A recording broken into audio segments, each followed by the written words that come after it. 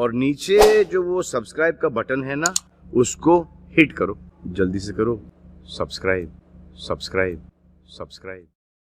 علامہ اقبال علیہ رحمہ فرماتے ہیں کہ میں گھر آیا اور ہمارے گھر کے سامنے ایک سائل کھڑا تھا، سائل چوں قضائے مبرم ہے، جس طرح قضائے مبرم ہوتی ہے ٹلتی نہیں ہے، اس طرح وہ ٹلنے والا ہی نہیں تھا۔ میں نے اس کو لا کہا کہ بابا چلا جا معاف کر، لیکن وہ ضد کر کے گھر کے دروازے کے اوپر کھڑا تھا۔ میں لاؤبالی کی عمر تھی تو سکول سے آیا تھا، میرے ہاتھ میں چھوٹی سی چھڑی تھی تو میں نے اس کے کاسے کے اوپر ماری تو وہ کاسا ٹوٹ کے گر گیا اور اس کے اندر جو سارے دن کی ریزگاری جمع کی تھی وہ بھی بکھر گئی۔ تو کہتے ہیں کہ وہ ریزگاری اکٹھی کرنے لگا اور میرے والد شیخ نور محمد اندر سے کہیں دیکھ رہے تھے تو وہ باہر آئے، انہوں نے وہ ریزگاری اکٹھی کر کے اس کو دی اور اس کو اور پیسے دیے اور اس سے معذرت کی اور اس کو رخصت کیا اور مجھے بازو سے پکڑ کے اندر لے گئے۔ اقبال کہتے ہیں میں نے ساری زندگی اپنے والد گرامی کو یوں بلک بلک کے روتے نہیں دیکھا تھا۔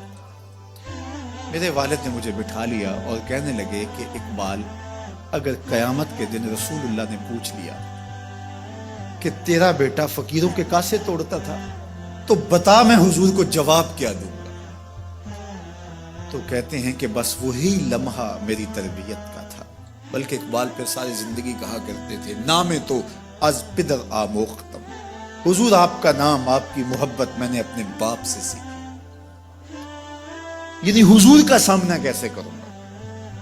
اور پھر یہ اقبال کے کلام میں آخر تک یہ چیز آتی ہے کہ کیسے حضور کا سامنا ہوگا۔ تو غنی از ہر دو عالم من فقیر، روز محشر عذرہائے من پذیر، گر تو می بینی حسابم ناگزیر، از نگاہ مصطفیٰ پنہا بگیر۔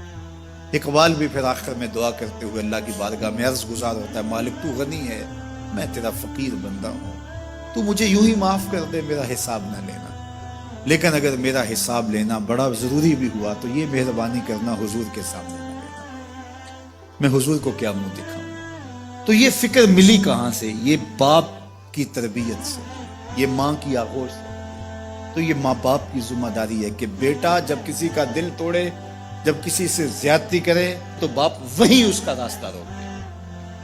اور ایک فقیر کا لاؤبالی پن کے اندر کاسا توڑ دیا اور باپ نے پھر ایسی تربیت کی کہ اقبال ساری زندگی لوگوں کے دل جوڑتا رہا، ساری زندگی بتاتا رہا کہ انسان کی اصل صورت کیا ہوتی ہے، دل نہیں شاعر کا ہے کیفیتوں کی رستخیز، کیا بتاؤں کہ درون سینہ کیا رکھتا ہوں میں، در غم دیگر بسوزو دیگر آرا ہم بسوز، گفت مت روشن حدیث گر توانی دار ہوش، کہہ گئے ہیں شاعری جزویست از پیغمبری، ہاں سنا دے پڑھ کے ان کو پیغام سروش۔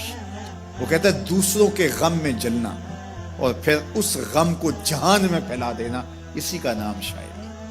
پھر اقبال نے وقتی شاعری کی، شاعر تو اور بھی ہیں، لیکن اقبال کہتا ہے شاعری از مثنوی مقصود نیز، بت فروشی بت گری مقصود نیز، کشتائے انداز ملا جامیم، نظم و نثر او علاج خامیم۔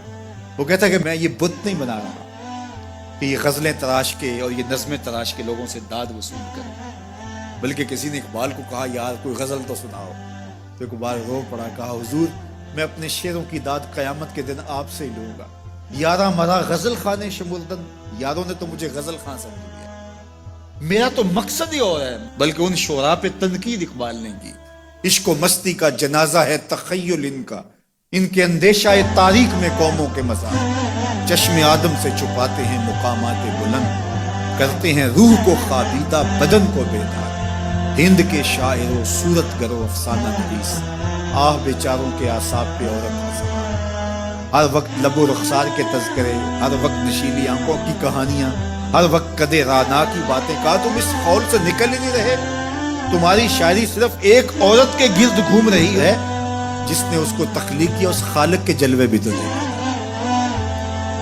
تو اقبال پھر اقبال بنتا ہے اور اس کو یہ شعور، یہ آگہی، یہ نور ملتا کہاں سے ہے؟